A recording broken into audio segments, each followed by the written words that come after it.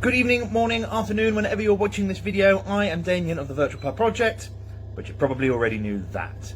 So today we're going to carry on our series, or mini-series should I say, on the use of alcohol as medicine throughout history.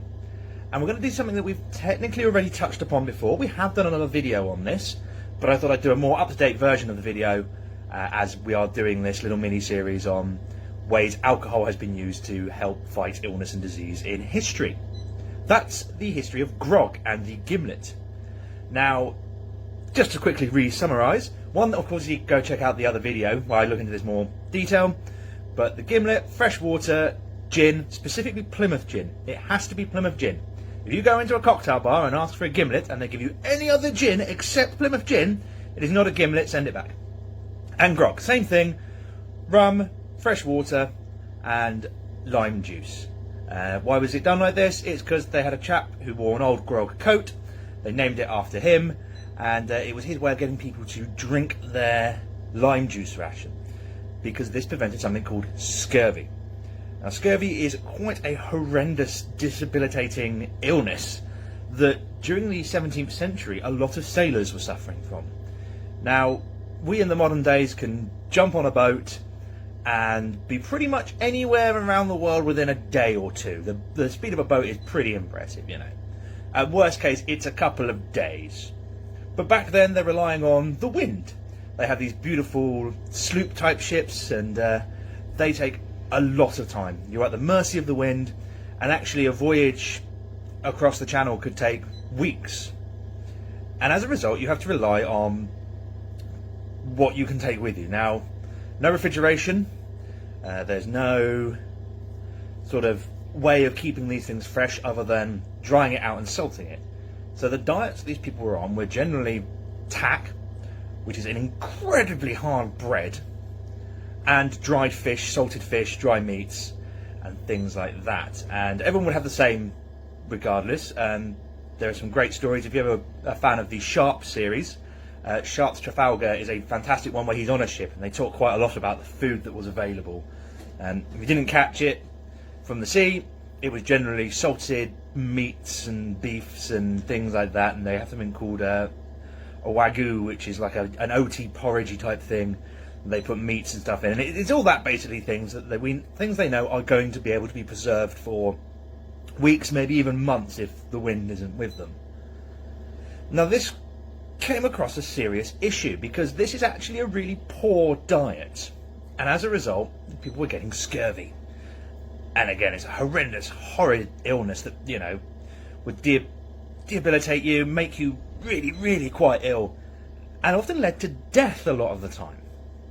So when you start off your voyage and you get to the end of it, you've lost half your sailors to death and disease. And if you're a naval ship who's got to go to battle and you've got to have 100, 200 men on your boat to fire those cannons quickly at the French so they'll defeat them in the siege, you can't afford to have half of your crew drop dead before you've even got to the battlefield. So how do they solve this? Well, every ship had a ship's doctor or a ship's surgeon who was there mostly just to cut limbs off when you got shot with a bullet or whatever. Bit more to it than that, but I'm trying to do this quick for a video. And we meet a guy called Dr. James Lind. Now, he is very, very concerned about the fact that all of these men keep dropping dead from scurvy. So he gets commissioned to go off on a big voyage, and he decides, I'm going to solve the problem of scurvy. And he deduces that it must be something to do with the crap food that they're eating. Now, every sailor gets their own ration of food, and that doesn't matter whether you're Lord Admiral Nelson or the bloke that's in there to scoop out the poo out of the buckets. But if you were an officer, you generally use a bit of your money to bring some slightly nicer food with you. And he deduced that because the officers got sick less often, that must mean that it must have been something they were eating that was stopping them. Problem is, he doesn't know. He doesn't know what they're doing. So he divides this a plan of 6 different groups. Group 1, he gives a quart of cider to each day.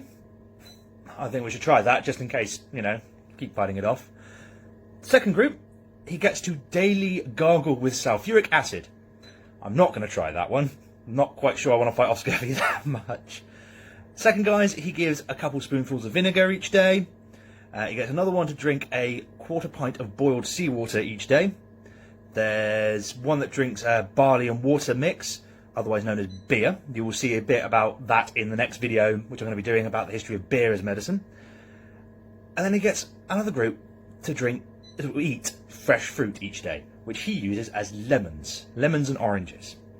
Now, at the end of the voyage, he found that if he takes his 6 groups, 5 of them still had symptoms of scurvy and horrendousness. One group, the group that had been given fresh limes and oranges, were absolutely fine. So he deduces, right, we need to get fresh fruit on these voyages. Lemons, oranges, they keep really well. Make your soldiers eat them. The British Royal Navy go, that is a bit expensive. You are aware that these are very expensive fruits. And he goes, well, try limes. Have limes instead. Same citrusy sort of thing. And they give that to the soldiers. And as we saw in our video about grog, the soldiers went, we don't really like this very much. It's, you know, go home now, bite into a lemon. It's not a great experience. And that's where we then get this wonderful thing called grog and the gimlet, which eventually gets issued to soldiers. It is a way of making sure that your soldiers stay healthy. You take your juice of your lime, which contains all of that beautiful vitamin C, which is what a lack of was causing the scurvy. You mix it with some fresh water. You have to have that on a boat anyway. If you don't have water, you die. And a quart of rum. Or, in the Royal Navy case, actually gin, because most of the Royal Navy was based somewhere called Plymouth. And they had a lovely gin distillery there. The Plymouth Gin Distillery, absolutely fantastic place. They do some brilliant tours. Go and check them out. And they just went, well, we'll just have all that gin instead and put that on our boats and all that. And it's where phrases like Dutch courage come from the gin trade and stuff like that. But that's for another video. But yes, so mix all that in there and suddenly your soldiers are a lot healthier and they can go off to sea and fight the Revenant and all those horrendous French ships out there that are giving us a bit of a jolly old trouble here, pip pip. So yeah, that is a very quick summary of potentially one of the most influential drinks in the health of people out in the world.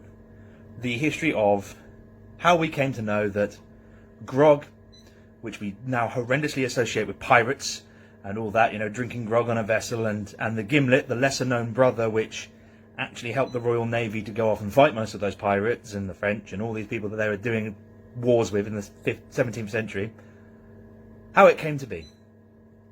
Obviously, this is a very quick look at it because these are very complicated things of history and I have about 9 minutes to explain everything to you and try and get some vaguely interesting facts out in your direction as we go here in the Virtual Pub project. I hope you have enjoyed that, and tune in, check the like and subscribe button down there somewhere so you can be updated and notified when we make some more videos, and I will see you soon.